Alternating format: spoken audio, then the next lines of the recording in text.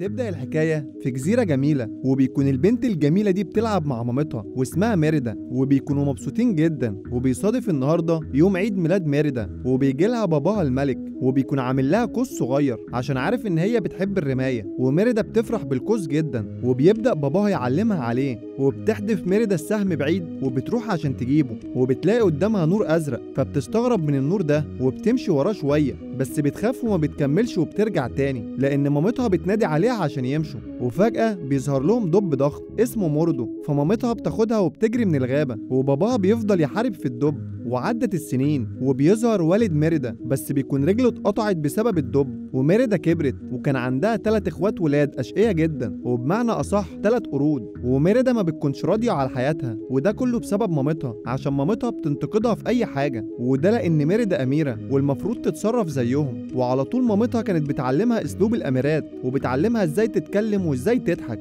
لكن ميريدا بيكون كل ده مش عاجبها لانها مش عايزه تبقى اميره ولا حاجه. وفي اليوم اللي بعده بتصحى ميريدا من النوم وبتركب الحصان بتاعها، وبتكون مهاراتها في الرمايه اتطورت جدا، وبتستمتع ميريدا بيومها من غير تحكمات مامتها. ولما خلصت ميريدا ورجعت القصر، لقت باباها بيحكي لاخواتها عن الحرب بتاعته زمان مع الدب الضخم. وفي الوقت ده باباها بيقول لمامتها لازم ميريدا تتعلم القتال حتى لو هي اميره. وفي الوقت ده بيوصل لمامتها جوابات، وميريدا بتعرف ان مامتها بعتت دعوه ل3 ملوك عشان يجيبوا ولادهم ويجوا يتقدموا لميريدا، وبتقول ان هي مش موافقه وما ينفعش يجبروها على كده. وبعدها بتسيبهم وتمشي، فبتروح مامتها وراها وبتكلمها وبتحكي لها حكايه عن مملكه قديمه كان بيحكمها حاكم عادل وكل الناس بتحبه. والملك ده كان عنده 4 ولاد، ولما كبر الملك ده قسم المملكه بتاعته على ولاده ال4، بس في امير منهم حب يحكم المملكه لوحده، وبسبب ده حصلت حروب وفوضى في المملكه. وبتقول لها انها قصه حقيقيه وهي مش عايزه يحصل كده في المملكه بتاعتهم.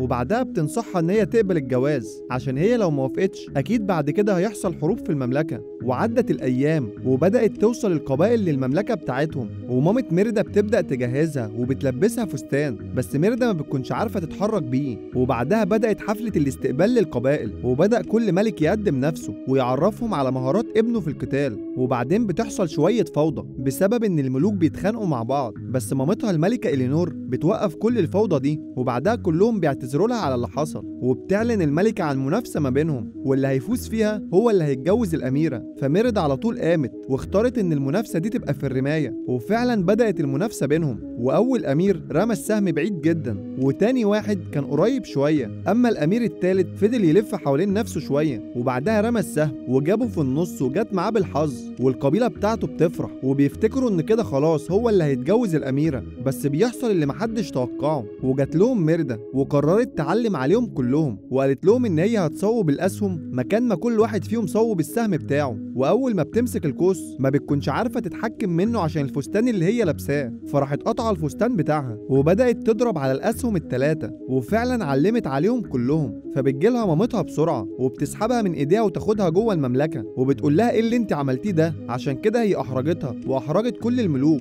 وقالت لها لازم تصححي اللي انت عملتيه ده يا اما الموضوع هيتطور وهيحصل حروب. بس الخناقه المره دي بينهم كانت كبيره، فميريدا اتعصبت وقطعت السجاده اللي مامتها كانت عاملاها، فمامتها عاقبتها وخدت منها القوس بتاعها ورمته في النار. وده بيخلي ميريدا تتضايق جدا، ومشيت وهربت من المملكه وجريت بالحصان بسرعه وهي مش شايفه قدامها، لحد ما وقعت من على الحصان ووصلت لمكان غريب كان مليان صخور. وبعدين شافت نور ازرق نفس اللي شافته زمان وهي صغيره، فالمره دي مشيت وراه وما كانتش خايفه، لحد ما وصلت لكوخ ودخلت جواه ولقت اشكال حيوانات غريبه من الخشب. وكمان لقت الست العجوزه دي، والست العجوزه قالت لها انها نحاته وبتعرض وبتبيع حاجاتها. وميريدا بتشوف المكنسه بتاعتها وهي بتتحرك، وكمان شافت الغراب بتاعها بيتكلم، فبتعرف على طول ان الست دي ساحره. والست العجوزه وقتها بتحاول تخرج ميريدا بره، فميريدا بتقول لها خدي السلسله بتاعتي قصاد ان انت تعملي لي تعويذه تغير تفكير ماما. فالساحره طبعا وافقت عشان السلسله دي كانت سلسله ملكيه. فالساحره خدتها لمكان غريب وقالت لها ان اخر تعويذه عملتها كانت تعويذه الملك، وادت له قوه 10 رجاله. وبدات فعلا الست العجوزه تعمل التعويذه، وبعد ما بتخلص التعويذه حطتها في قلب كيكه، وقالت لميريدا تاكل الكيكه دي لمامتها، واول ما مامتها تاكلها هتتغير زي ما هي عايزه. فبترجع ميريدا للمملكه تاني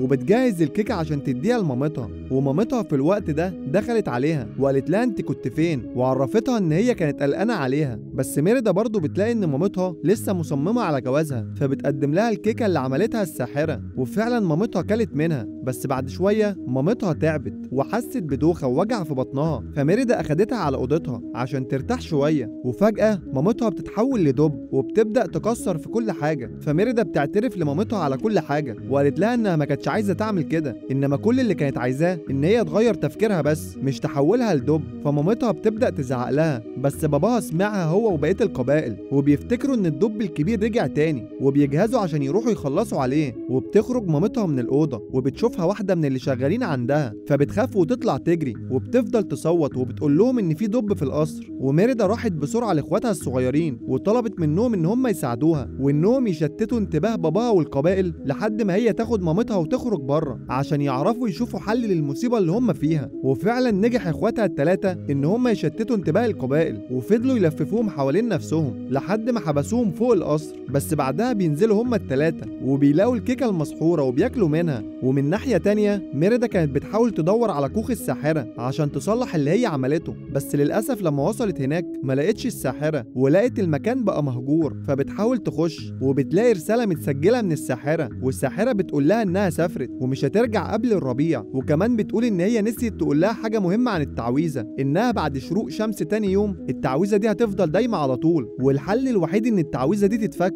انها تركز جواها وتحاول تصلح اللي هي عملته. وميريدا طبعا مش بتفهم حاجه وما بتكونش فاهمه ايه المفروض تعمله، وبتخرج هي ومامتها وما بيكونوش عارفين هيتصرفوا ازاي. وميريدا بتقعد تفتكر ذكرياتها مع مامتها وهي صغيره. وفي اليوم التاني بيبداوا يصطادوا سمك عشان ياكلوه، ومعاملتهم بتتغير تماما مع بعض وبيخرجوا بره العادات والتقاليد، وبيكون في ما بينهم حب وتفاهم. وفجاه بيظهر لهم النور الازرق تاني، فبيقرروا يمشوا وراه. لكن وهم ماشيين ميريدا بتقع في مكان غريب وبتشوف آثار لمملكة قديمة، ودي كانت مملكة الأمراء الأربعة اللي مامتها حكت لها الحكاية بتاعتهم. وفجأة بيظهر لها الدب ميريدو وبيهجم عليها، بس مامتها على طول عرفت تنقذها منه، وبعدها بيهربوا هما الاتنين. فميريدا بتقول لمامتها أكيد الساحرة كانت تقصد السجادة اللي أنا قطعتها وإحنا بنتخانق مع بعض في القصر، وده كان الأمل الوحيد اللي هيمشوا وراه. وفعلا بيرجعوا للقصر تاني، بس بيلاقوهم رافعين حالة الطوارئ، وبرضه في نفس الوقت كل القبائل كانت بتتخانق سوا على مين اللي هيتجوز ميريدا. فميريدا وصلت لهم وقالت لهم انها قررت تكسر التقاليد، وبتحاول تقنع الامراء وبتقول لهم ان كل واحد فيهم من حقه يختار البنت اللي هيتجوزها، ومش شرط عشان هو ملك لازم يتجوز ملكه. وكلهم بيوافقوا على كلامها وبيقتنعوا بيه، وباباها برضه بيكون فخور بيها. وبعدها ميريدا بتاخد مامتها وبيطلعوا عند السجاده المقطوعه، وباباها بيشوف هدوم مامتها المتقطعه وبيفتكر ان الدب كلها، وبيدخل على ميريدا وبيلاقي الدب معاها. فميريدا بتحاول تقنعه ان الدب ده مامتها، بس باباها ما اقتنعش ولا اكنها بتقول حاجه. والكارثه الاكبر ان بقيه القبائل برضه بيشوفوها وبيطلعوا يجروا وراها. وميريدا كل ده بتحاول تقنع باباها، بس برضه ما بيصدقهاش وبيحبسها في اوضتها وبيدي المفتاح للست اللي شغاله عندهم. وبتحاول ميريدا ان هي تهرب، بس للاسف ما بتعرفش. وبعدها بتلاقي اخواتها اللي اتحولوا لدببه هم كمان بعد ما كلوا الكيكه، فالست بتشوفهم وبتخاف. فميريدا بتطلب من اخواتها ان هم يجيبوا لها المفتاح، فعلى طول بيسمعوا الكلام وبيجروا ورا الست عشان يجيبوا منها المفتاح. وفي نفس الوقت اللي ميريدا بتدور على ابره وخيط عشان تصلح السجاده، اخواتها بيقدروا يجيبوا لها المفتاح وعرفوا يخرجوها من الاوضه. فميريدا على طول جريت واخدت معاها السجاده واخواتها وركبت الحصان وطلعت بره المملكه عشان تلحق مامتها. بس وهي على الحصان كانت عماله تخيط السجاده، فالنور الازرق بيطلع لها تاني، وطبعا بتمشي وراه وبتوصل لمكانهم. بس للاسف لما وصلت لقت ان كل القبائل مسكوا مامتها وكتفوها وكانوا خلاص هيموتوها، لكنها انقذتها ورمت سهم على سيف باباها وبدات تحاربه عشان ما يموتش مامتها. وفجاه بيظهر الدب ميريدو